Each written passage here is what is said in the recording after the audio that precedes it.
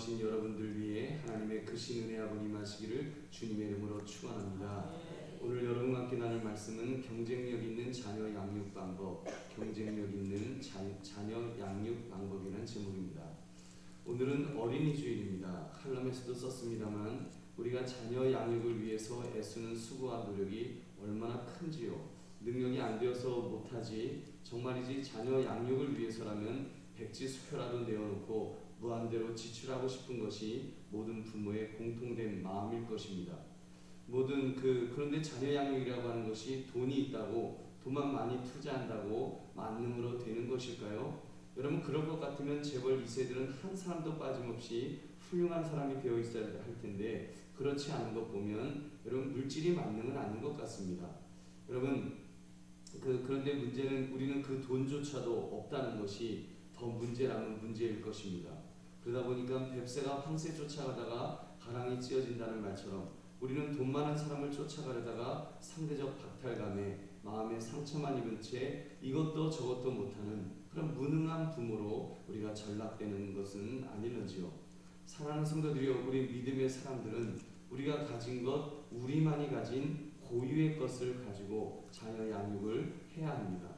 여러분, 다른 세상 사람들이 가지고 있지 못한 최고의 자산, 그 자산을 100분 활용한다면 우리야말로 경쟁력 있는 자녀 양육을 할 수 있을 줄로 믿습니다. 여러분, 그것이 무엇인가를 오늘 말씀을 통해 살펴보려고 합니다. 특별히 오늘 본문을 보시면 자녀 양육을 제대로 한 어머니가 나옵니다. 사무엘의 어머니 한나입니다. 한나는 사무엘이라는 이스라엘의 위대한 인물을 배출했습니다. 여러분, 사무엘이 왜 위대한가요? 사무엘이 왜 위대할까요? 사사였으니까, 선지자였으니까, 제사장이었으니까 위대할까요? 여러분, 물론 그런 직책도 중요합니다만 사실 그런 식으로 아들 출세시키는 것 정도야 돈 가진 사람들이 하려고 마음먹으면 그 정도는 할 것입니다. 여러분, 역사를 살펴보면 시대마다 언제든지 그런 자리 차지한 사람들은 늘 있게 마련입니다. 미국 역사만 봐도 여러분, 얼마나, 또 프랑스 역사, 어디 역사를 보아도 수많은 대통령직이 있었고 또 그 대통령직을 차지했던 사람들이 역사 속에는 있었습니다. 여러분, 물론 그런 자리 꿰차게 만드는 것도 제법 성공한 자녀 양육이라면 양육이겠습니다만, 적어도 우리 기독교인들에게 있어서 자녀 양육의 성공 기준은 좀 다르겠지요. 그렇게 볼 때 사무엘이야말로 그런 자리를 차지한 것으로 끝난 것이 아니라 그가 이스라엘 역사 속에서 차지하고 있는 비중이 얼마나 큰가를 볼 때 그의 위대성을 느낄 수 있는 것입니다. 보십시오. 신사임당이 왜 위대한 어머니로 부각되었을까요? 여러분, 신사임당만 아들을 관직에 보낸 것이 아니겠지요. 어쩌면 더 높은 관직에 올린 어머니들이 수없이 많겠지만 왜 유독 신사임당이 부각된 것일까요? 여러분, 그만큼 신사임당의 아들 율곡 이이가 정치적으로, 학문적으로 대성을 이루었기 때문에 이렇게 훌륭한 사람을 양육한 어머니는 어떤 사람이냐, 그거 연구하다 보니까 신사임당과 같은 어머니로 이렇게 발굴된 것입니다. 여러분, 그렇게 볼 때 사무엘 선지자는 그 어떤 지도자보다도 참으로 귀한 사람임에 틀림없습니다. 한때 우리 택시에 보면은 오늘도 무사히라는 문구와 함께 꽃미남의 얼굴을 하고 기도하는 모습의 그림, 여러분, 전 세계적으로 인정받는 엄친아의 그런 그 사진 여러분 기억하십니까? 그 사진의 주인공이 사무엘이죠. 여러분, 또 그가 위대한 이스라엘 왕 다윗을 기름부어 왕으로 삼았고 그는 백성들을 향해서 기도하기를 쉬는 죄를 내가 범하지 않겠다, 이렇게 말할 정도로 그런 영적 영향력이 있었던 인물입니다. 그런 인물을 배출한 한나를 살펴보자는 것입니다. 여러분, 이때 한 가지 전제해야 될 것이 있는데 사무엘의 집안이 그다지 좋은 집안은 아니었던 것 같습니다. 여러분, 집안이 좋으니까 집안 분위기에 따라서 거기까지 올라갔고 워낙 사람이 성품이 그냥 괜찮으니까 그 정도 인정받았는가 보다, 이렇게 말할 수 없다는 것입니다. 여러분, 사무엘은 별로 가진 것 없었습니다. 이렇게 오늘 이 본문에 보면 이제 그 한나가 그 엘리 제사장에 보내면 거의 고아처럼, 어떤 의미에서는 이렇게 무슨 입양아처럼 밥 한 숟가락 버는 식으로 어린 사무엘은 엘리 제사장에게 보내졌던 아이였습니다. 그럼 그가 도대체 어떤 교육 방법이 있었길래 그런 위대한 인물이 될 수 있었을까요? 여러분, 그렇다면 우리도 그 방법을 찾아서 우리 자녀에게 적용하게 된다면 우리 역시도 위대한 자녀 양육을 할 수 있지 않겠습니까? 여러분 지금 자녀가 성장했습니까? 괜찮습니다. 여러분 중요한 것은 내가 어머니로서 아버지로서 우리의 마음 자세가 더 중요합니다. 지금이라도 우리가 그것을 깨닫고 적용할 수 있다면 우리의 자녀의 미래가 여러분 바뀌게 될 줄 믿으시기 바랍니다. 그러므로 경쟁력 있는 자녀 양육 방법이라는 제목을 가지고 우리가 어떻게 자녀를 양육할 것인가 그 방법을 찾아나가시는 이 아침 되시기를 주님의 이름으로 축원합니다. 여러분 경쟁력 있는 자녀 양육 방법의 첫 번째는 하나님께서 주셨다는 것을 확실히 고백해야 합니다. 자녀는 하나님이 주신 기업이라고 했습니다. 시편 127편 3절을 보면 보라 자식들은 여호와의 기업이요 태의 열매는 그의 상급이로다. 기업이란 상속을 말합니다. 상속이라는 것은 그 가문을 유지하기 위해서 부모에게서 조상에게서 물려받은 것을 말합니다. 예를 들면 문중산이지요. 문중의 산이라는 것이 내 것이니 함부로 팔아먹고 내 마음대로 해도 되는 것일까요? 여러분 아닙니다. 기업은 함부로 사용하는 것이 아니라 잘 지키고 발전시킬 의무가 있는 것입니다. 믿음의 조상들은 이 의식이 투철했습니다. 자녀는 하나님이 주셨다라는 확신을 가지고 살았습니다. 한 예로 요셉이 애굽에서 총리가 된 후에 아버지 야곱을 만났을 때 그의 두 아들 에브라임과 므낫세를 이렇게 인사시킬 때 그는 이렇게 말했습니다. 창세기 48장 9절을 보면 요셉이 그의 아버지에게 아뢰되 이는 하나님이 여기서 내게 주신 아들이니이다. 아버지가 이르되 그들을 데리고 내 앞으로 나오라. 내가 그들에게 축복하리라. 여러분 요셉은 그 아들들이 하나님이 주셨다라고 말하고 있습니다. 또 할아버지 야곱은 그 손자들에게 내가 축복한다고 말합니다. 여러분 하나님이 주셨다라는 것이나 축복도 같은 의미죠. 축복이 무엇입니까? 빌축자의 복복자죠. 여러분 누가 누구에게 복을 빈다는 말일까요? 야곱이 그 손자들을 주신 하나님께 지금 복을 비는 것입니다. 하나님께 복을 비는 것입니다. 하나님 이 아이들 하나님이 주셨으니까 이 아이들에게 하나님 복을 부어주세요. 복을 부어달라고 할아버지로서 하나님께 복을 비는 것입니다. 어쩌면 이 의식이 유대인들의 자녀에 대한 가치 기준일 것입니다. 실제로 유대인들은 시편 127편 3절을 가지고 자식은 부모에게 할당된 하나님의 재산이라는 의식을 가지고 산다고 합니다. 그렇기 때문에 부모는 하나님이 맡긴 자녀를 하나님의 뜻을 따라 하나님의 형상을 담도록 키워야 할 의무가 있다고 그들은 생각하고 있는 것입니다. 이런 정신을 가지고 자녀를 키우니까 유대인들 중에 노벨상 수상자들이 그렇게 많이 나오고 위대한 지도자들이 엄청나게 배출되는 것입니다. 여러분 그렇다면 여러분은 여러분의 자녀에 대한 그 의식을 어떻게 가지고 있으신지요? 정말 자녀가 하나님께서 나에게 맡기신 기업이라는 사실을 여러분 믿으십니까? 여러분 어떤 분은 20대 젊은 나이에 실수로 이렇게 어떻게 여자친구를 임신시켜서 울며 겨자 먹기로 이렇게 결혼한 분들도 있죠. 원치 않는 자식을 얻었으니 늘 불평을 합니다. 저놈이 내 인생의 걸림돌이라고. 어쩌다 저놈이 태어나는 바람에 내 인생이 꼭 그냥 꼬여버렸다고 크게 풀명을 하는 그런 분들도 있습니다. 여러분 그거는 생각이 잘못된 거죠. 하나님이 주셨다는 것을 그거를 생각하지 못하는 거죠. 그 정도는 아니더라도 결혼하자마자 별 고생 없이 아기를 가진 분들의 공통점은 자녀에 대한 그런 어떤 하나님이 주셨다 이런 마음이 별로 없습니다. 그냥 어쩌다 애가 그냥 결혼 패키지처럼 애가 그냥 결혼하면 애는 저절로 딸려오는가 보다. 이게 무슨 혼숙감처럼 생각하고 그냥 그렇게 별로 감사함이 없습니다. 여러분 그런 사람에게 자녀가 하나님의 기업이라 생각하기를 기대하는 것은 너무 힘든 이야기일지도 모릅니다. 나중에 어떤 계기가 있어서 정말 그 깨닫기 전까지는 여러분 자녀를 그냥 자기 어떤 소유물로 그렇게 여기지 않겠냐는 말입니다. 조금 주제에서 벗어난 이야기입니다만 여러분 기도하고 받는 것이 그래서 중요합니다. 기도하고 받는 것이 중요합니다. 기도 안 하고 받으면 감사함도 없지만 더구나 자기가 잘나서 그렇게 된 줄 알고 교만에 빠지기가 쉽기 때문입니다.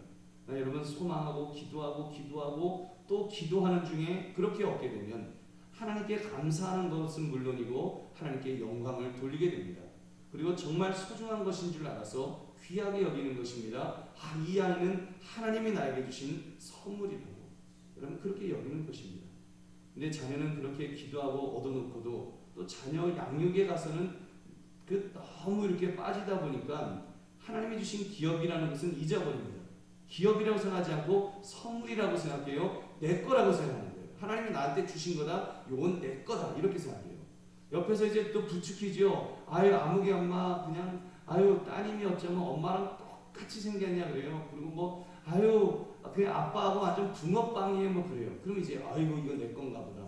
그래서 내 건 줄 알아요.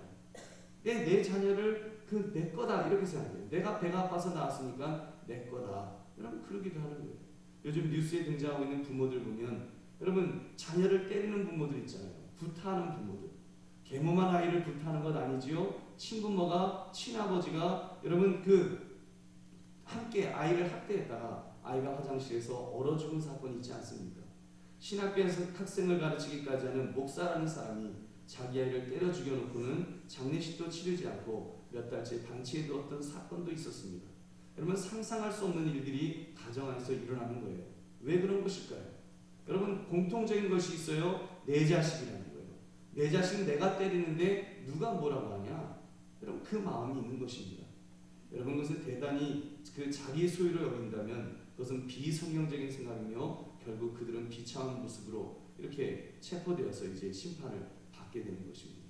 사랑하는 성도들이요, 우리 이런 점에서 정말 저와 여러분은 자녀는 하나님이 주신 기업이다. 여러분 이렇게 믿으시기 바랍니다. 여러분 한번 따라하시기 바랍니다. 자녀는 하나님이 주신 기업이다. 내 소유가 아닙니다. 여러분이 분명한 이 의식을 가지고 살아가시기를 주님의 이름으로 축원합니다. 두 번째, 하나님께 바쳐야 한다는 생각이 아니라 실제로 바쳐야 합니다.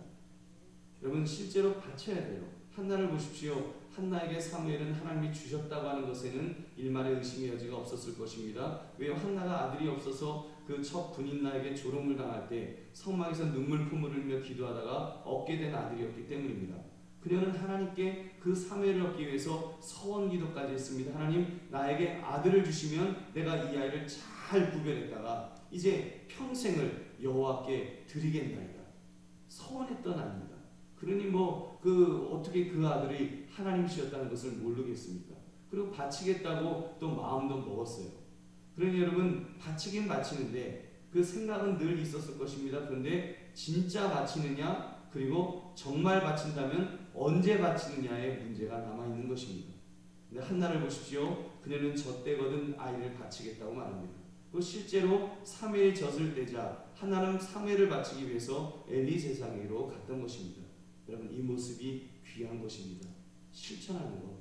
정말 깨달았으면 실천하는 것, 이것이 중요한 것입니다. 말이 그렇지 젖을 뗀 아이를 하나님께 바친다는 것이 얼마나 힘든 결정이었을지 여러분 상상이 가실 것입니다. 처음 아들을 군대에 보내본 분들은 아실 거예요. 아들을 군대에 보내면서 아들아 군대 잘 갔다 와라 그래요. 그 아들은 말해요. 어머니 다녀오겠습니다 소리도 못해요. 가겠습니다 소리 해야 돼요. 그때 얼마나 여러분 마음이 찡한지 아세요? 잘 모르시겠다면 우리 아이들 처음 어린이집 보낼 때 뭐 엄마 아빠 막 이렇게 같이 뭐 눈물 콧물 막 짜잖아요. 애는 안 가겠다고 엉엉거리고 그러면 같이 울면서 아니 몇 시간 있으면 다시 볼 나이인데도 그 얼마나 눈물을 흘리면서 그 아주 그냥 헤어집니까? 여러분 근데 이 한나를 보십시오. 이렇게 정말 그 아들을 하나님께 바치겠다고 말한 것처럼 여러분 하나님 옆에 바쳤습니다. 사랑하는 성도들이요, 얼마나 많은 믿음의 부모들이 자녀를 하나님께 뭐 바치는 건 둘째치고 맡겨드려야 한다고 생각을 하면서도 실제로는 그렇게 하지 못하는 경우가 얼마나 많습니까? 떠나보내지조차도 못하는 것입니다. 자녀 양육은 고사하고 이미 결혼까지 한 자녀조차도 떠나보내지 못하는 부모들이 너무나 많은 거예요. 그러니 오죽하면 하나님께서 결혼제도에 대해서 말씀하시면서 내 부모를 떠나 그 아내와 합하여 하면서 부모를 떠나라는 말씀을 그 맨 앞에 두셨겠습니까? 잘 안 떠나보내주니까, 부모가 안 보내주니까, 안 놓아주니까 여러분 그런 말씀까지 쓰신 것이 아니겠습니까? 여러분은 어떻습니까? 여러분의 자녀를 실제로 하나님의 자녀로 믿어서 하나님께 여러분 바치실 수 있으신지요? 아멘이 적지요? 맡기실 수 있으신지요? 맡길 수는 있죠. 여러분 자녀는 어차피 여러분의 소유가 아닙니다. 하나님의 소유입니다. 하나님께서 잠깐 나에게 맡겨주신 것입니다. 그렇기 때문에 어느 정도 자랐으면 그 다음에는 하나님께 맡겨드려야 합니다. 그래야 그 자녀가 제대로 자랄 수 있습니다. 저는 이 비슷한 이야기를 세상 사람들이 하는 것을 들어본 적이 있습니다. 세상에서 우스갯소리로 아이의 성공에 필수적인 것이 아빠의 무관심이라고 말합니다. 어떤 이유에서 그런 말이 나왔는지 제가 정확하게 모르겠습니다만 아마 아빠가 하여튼 자녀 교육에 너무 콩나라 판나라다 하면 오히려 역효과가 난다는 그런 말일 것 같습니다. 아무튼 어쩌면 아빠들보다도 엄마의 자녀 교육열은 어마어마한 것 같습니다. 요즘은 아들을 군대에 보내놓고도 군 당국에 맡기지 못하고 그 아이를 군 당국에 못 맡겨요. 그리고 주변에다가 이렇게 주변에 집구해놓고 거기서 이렇게 맴돌고 있는 그런 헬리콥터 맘이 있다는 거예요. 그래서 아들을 군대 보내놓군요. 이렇게 훈련 사항을 SNS로 부대장이 다 전송을 해준대요. 그러다가 애가 여기 반창고 하나 붙이면은 바로 연락이 온대요. 부대장한테 우리 아이 왜 거기 왜 반창고 붙였냐고, 그 애 어디 다친 거 아니냐고 막 그렇게 묻는데요. 그래서 그 부대장들이 아주 막 어떤 때는 막 너무 속상하대요. 이게 내가 지금 군대 부대장인지 타가서 소장인지 잘 모르겠다고. 그런 일이 실제 지금 현실에서 벌어지고 있다는 이야기를 이렇게 읽어봤습니다. 여러분 참 어려운 일이죠. 여러분 우리 그런 경우 맡기면 오히려 여러분 자녀를 이렇게 그냥 맡겨드리면 오히려 그 경우가 더 잘 되는 경우가 여러분 더 많다는 사실을 여러분 아십니까? 제 경우를 봐도 그렇습니다. 저는 저희 아버님께서 26살에 돌아가셨습니다. 그래도 저하고 오래 같이 계셨지만 그 이후부터는 어머니께서 계시긴 하셨지만 그래도 의지했던 아버지가 돌아가시니까 정신이 좀 들었습니다. 조금 들었어요. 아버지 돌아가시니까 아무래도 정신이 조금 더 들더라고요. 여러분 그러니까 지나고 보니까 어쩔 수 없이 아버지로부터 독립했던 것이 제 인생의 마이너스만은 아니라는 것을 깨달았습니다. 오히려 플러스 요소가 많았다는 것을 나중에 알게 되었습니다. 무슨 말입니까? 부모가 끼고 있어서 교육이 잘 되는 것이 아니라는 말입니다. 오히려 하나님께 맡길 때 더 잘 될 줄로 믿습니다. 여러분 실제로 제 조카 중에 엄마가 맞벌이 부부를 하다 보니까 엄마의 잔사랑을 받지 못하고 자란 제 조카가 하나가 있어요. 걔는 정말 이렇게 양육을 거의 구걸하듯이 이 사람이 좀 키워주고 저 사람이 좀 키워주고 이러면서 컸어요. 그러더니 나중에는 자기 미국 보내달라고 또 거기서 좀 자랐었으니까 그래서 이제 갔는데 거기서도 정말 힘들게 살았어요. 어디 집을 구할 수가 없어가지고 정말 밥 먹는데 밥 2숟가락 먹으면 눈칫밥 먹으면서 그러면서 애가 거기서 그렇게 컸어요. 그렇게 크는데도 참 잘 컸습니다. 엄마가 이제 출근하니까 이제 아이는 아침 벌써 밤 되면은 이렇게 도시락 같은 거 다 준비해 놓고요. 아침 되면 지가 머리 다 빗고 하고서 그러고 이제 딱 학교를 가고 그냥 자기 저절로 혼자 크는 거예요. 혼자 크니까 더 잘 크더라고요. 여러분 아십니까? 혼자 크는 아이가 더 잘 클 줄 믿으시기 바랍니다. 혼자 크면 잘 큰다니까요. 아이들은 더 강하게 큽니다. 그래서 어찌되었건 지금도 좋은 대학에 들어가서 또 장학금 많이 받아갖고 부모 어려움 안 주고 이렇게 자기 혼자서 공부할 수 있도록 이렇게 성장하는 모습을 보았습니다. 여러분 그렇다면 여러분 하나님께 바치면 더 엄청난 결과가 여러분 우리에게도 나타나게 될 줄로 믿습니다. 믿음의 자녀가 그 자녀를 자기 품에서 내려놓고 하나님께 맡긴다고 해보십시오. 여러분 그러면 얼마나 더 잘 자라겠습니까? 하나님께서 특별한 은혜를 베풀어 주시지 않으시겠습니까? 그 부모가 하나님이 맡기셨는데 하나님 이제 좀 컸으니까 이제 하나님이 맡아주세요 하면서 이제 하나님에게 이렇게 떠미는데 하나님이 긴장하지 않으시겠어요? 이제 부모가 하나님 좀 해주세요 하는데 긴장하실 거 아닙니까? 하나님의 더 특별한 사랑을 받게 될 줄은 믿습니다. 여러분 그러므로 자녀를 하나님께 정말 맡기며 양육하시기를 주님의 이름으로 축원합니다. 그렇다면 내 자녀를 어떻게 바칠 것인가? 어떻게 맡길 것인가? 방법론의 문제가 남았습니다. 그것이 바로 세 번째, 바치는 방법은 하나님의 방법으로 양육하는 것입니다. 여러분 바친다는 것이 진짜 제물로 인신공양한다는 것 아닙니다. 그렇다고 교회로 데리고 와서 목사님이 키워주세요 여러분 그러시면 안 됩니다. 그게 아니에요. 하나님께 바친다는 것은 하나님의 방법대로 키운다는 것입니다. 이 두 가지 방법은 반드시 기억해야 됩니다. 그것은 바로 말씀과 기도로 양육하는 것입니다. 첫째, 말씀으로 양육해야 합니다. 하나님께 바친다는 것이 여러분 아이를 교회로 보내어서 한다는 것 아니라고 말씀드렸습니다. 바친다는 것은 아이로 하여금 하나님의 뜻이 무엇인지를 분별하도록 만드는 것입니다. 그렇다면 어떻게 하나님의 뜻을 알도록 할 수 있을까요? 그것은 바로 하나님의 말씀 성경으로 자녀를 양육하면 됩니다. 성경은 이런 점에서 자녀 양육서라고 해도 과언이 아닐 것입니다. 디모데후서 3장 16절 17절을 말씀합니다. 우리 한번 같이 읽어보겠습니다. 시작. 모든 성경은 하나님의 감동으로 된 것으로 교훈과 책망과 바르게 함과 의로 교육하기에 유익하니 이는 하나님의 사람으로 온전하게 하며 모든 선한 일을 행할 능력을 갖추게 하려 함이라. 아멘. 성경으로 양육하면, 하나님의 말씀으로 양육하면 여러분 하나님의 사람으로 온전하게 하며 모든 선한 일을 행할 능력을 여러분 하나님께서 주실 줄로 믿습니다. 여러분 아이에게 무엇이 가치 있는지를 가르치는 이 가르침이 중요하고 여러분 성경이 그 방법을 이제 알려줄 것입니다. 아이에게 하나님을 가르치고 예배를 가르쳐야 됩니다. 그것 역시도 성경이 그 방법을 알려줄 것입니다. 근데 현실은 믿음의 부모라고 하면서 거꾸로 갑니다. 거꾸로 가르치는 거예요. 아무개야 너 고3이니까 너 이제는 그 교회 가서 예배드리지 마라. 좋은 대학 먼저 들어간 다음에 그 다음부터 신앙생활에도 늦지 않으니까 너 고3은 공부만 해라. 여러분 고3이니 그렇게 오히려 더 열심히 예배드리고 더 열심히 기도해야 될 때가 아니겠습니까? 여러분 그때야말로 하나님 앞에 붙들고 하나님 의지하고 정말 하나님 도와주세요 하면서 기도하면서 해도 시원찮을 판에 여러분 아이의 신앙을 완전히 죽여버리는 거예요. 여러분 그렇게 해서 신앙을 등한히 하고 좋은 대학을 간들 그 자녀가 어떤 사람이 될 것인가는 불을 보듯이 뻔한 것입니다. 그런 점에서 우리는 인간적인 양육이 아닌 하나님의 방법으로 양육해야 될 줄로 믿습니다.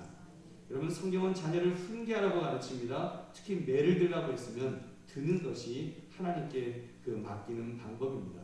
매를 드십시오. 좀 깜짝 놀라셨죠? 지금 아동학대가 사회적으로 큰 이슈가 되고 있는데 지금 꼬치로도 아이를 때리지 마라 그러는데 저 목사님이 정신이 나갔나 그런 생각이 드실 것입니다. 여러분 진짜 때리라는 말은 아니지만 여러분 자극을 좀 받으시라고 제가 자극적으로 표현을 한 것입니다. 매를 드십시오. 성경적으로 표현을 하면 초달하십시오. 회초리를 들라는 것입니다. 회초리를 들어서라도 옳고 그름이 무엇인지를 분별하도록 만드는 것이 중요하기 때문입니다. 왜요? 요즘 아이들은 혼자 자라면서 너무 귀하게만 커서 버릇이 없습니다. 그러다 보니까 옳고 그름이 없어졌습니다. 자기만 위해달라고 하고 자기 행복만을 추구하는 영적으로 어두워져 있고 이기적인 사람으로 지금 되어가고 있다는 것입니다. 이때 자녀를 훈육하는 것이 중요합니다. 그 훈육 중 하나가 회초리를 드는 것입니다. 저는 우리 부모님들께 이런 것을 한번 권해드립니다. 반드시 회초리를 드십시오. 여러분 그 회초리 우리 조상들은 지혜가 있으셨던 것 같아요.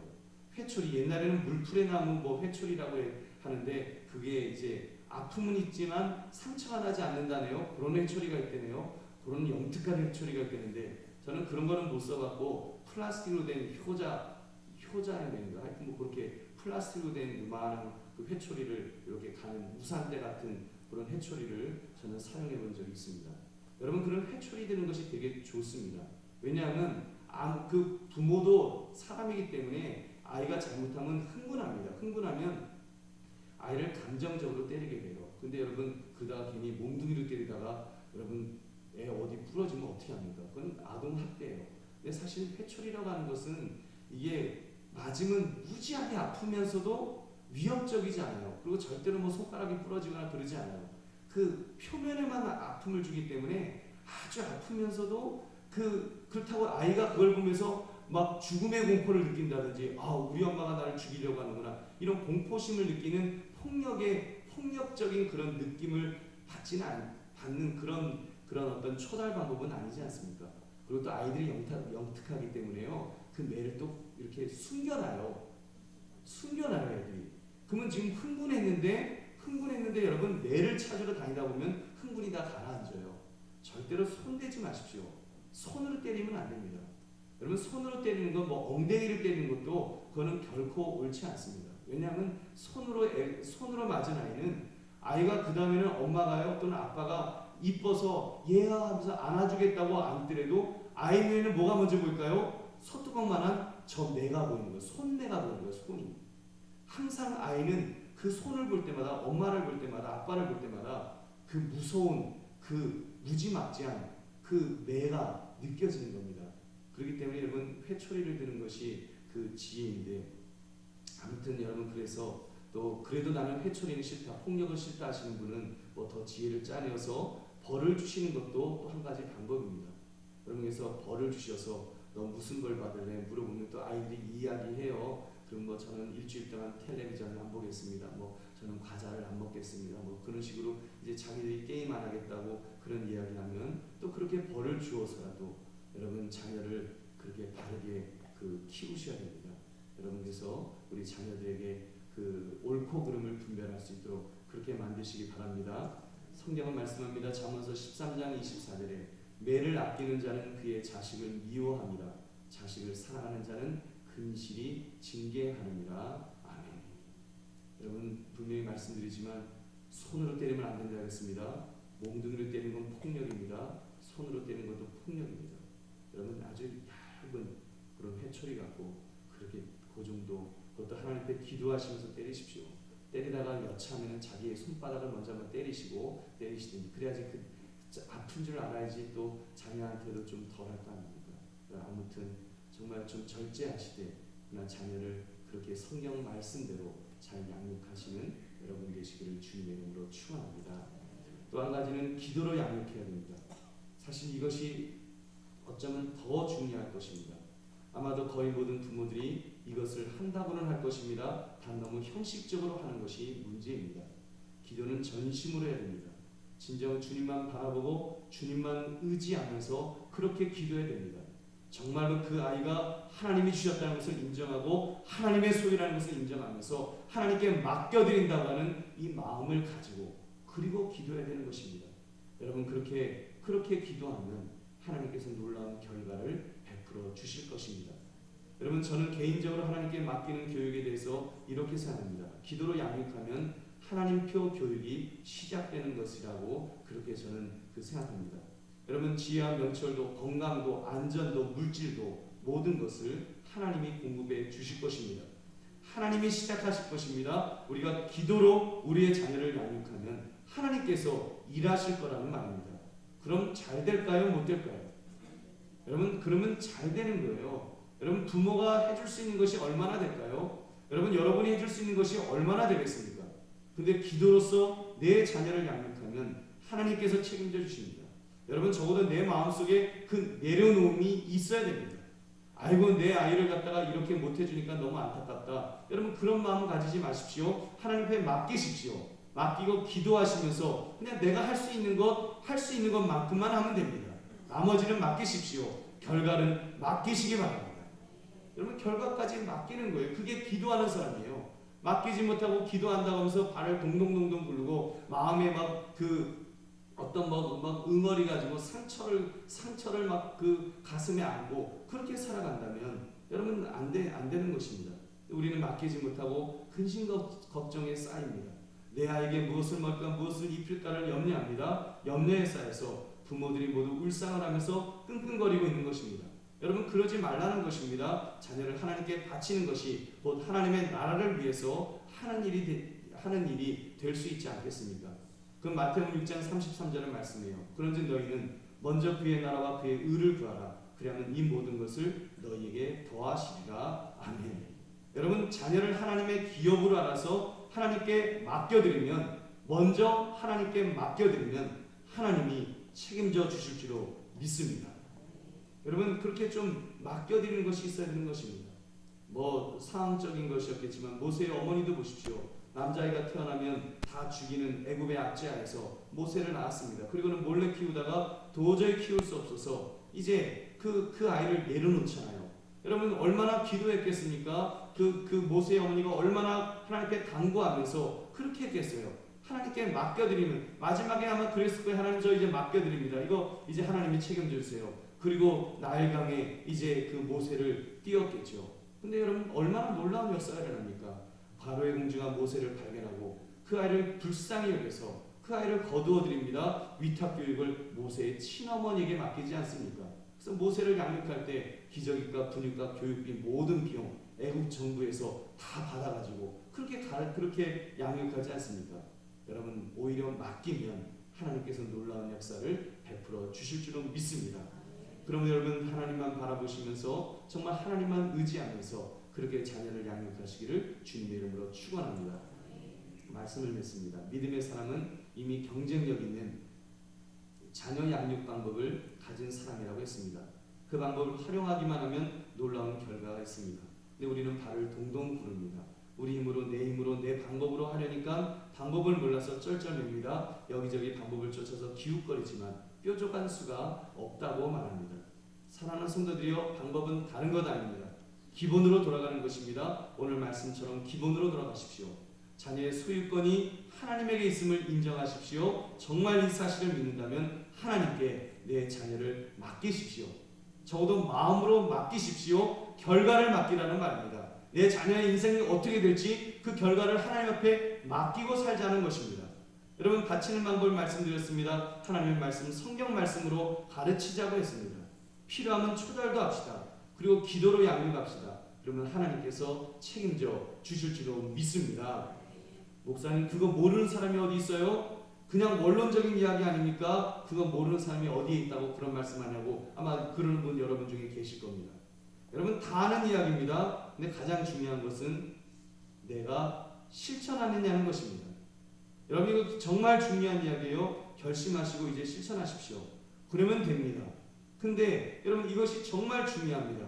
여러분, 깨달았으면 실천해야 됩니다. 정말 마음으로 결심하고 행동으로 옮겨야 됩니다. 자녀 양육이잖아요. 다른 것도 아니고 자녀 양육이잖아요. 여러분, 운동을 보십시오. 그 건강을 보세요. 운동하면 건강해진다는 것, 음식 조절하면 건강해진다는 것 모르는 사람이 어디 있습니까? 다 합니다. 다 알아요. 이 세상에 그거 모르는 바보가 어디 있어요? 다 합니다. 근데 안 하잖아요. 왜요? 게을러서 안 하는 거예요. 여러분, 자기 조절 못하니까 안 하는 거예요. 그리고 병원에 가서 의사 선생님이 어떻게 해주기를 바라고 무슨 다이어트 약 사서 먹으면 어떻게 될 줄 압니다만 사실 제일 중요한 건 뭡니까? 적당하게 운동하고 적당히 먹으면 건강해지는 거예요. 가장 기본적인 거, 가장 해야 될 것, 여러분 그거 우리 못하지 않습니까? 여러분, 두 가지만 실천하면 해결되는 겁니다. 적당히 먹고 적당히 운동하면 그것이 최고의 병원이고 그것이 최고의 다이어트 약입니다. 근데 그 두 가지를 제대로 안 해놓고 엉뚱한 것에 돈을 쏟아붓습니다. 여러분, 얼마나 우리 어리석은 그 엉터리 같은 그런 우리 행동을 우리가 하면서 삽니까? 건강해야 또 그렇다 치더라도 우리 자녀 양육은 정말 중요한데, 여러분, 자녀 양육을 위해서는 정말 그 혀를 깨무는 그런 결심을 하시고 여러분, 하나님의 방법으로 그렇게 양육하시기 바랍니다. 여러분, 그러면 하나님이 책임져 주실 줄은 믿습니다. 하나님이 책임져 주십니다. 여러분, 내가 하면 얼마나 하겠어요? 하나님이 하시면, 하나님이 책임져 주시면 여러분, 놀라운 결과가 나타날 줄은 믿습니다. 여러분, 그러므로 오늘 이 말씀처럼 가장 경쟁력 있는 양육 방법, 바로 하나님께 내 자녀를 맡기는 방법을 통해서 여러분 참으로 자녀를 양육하시는 저와 여러분 되시기를 주님의 이름으로 축원합니다.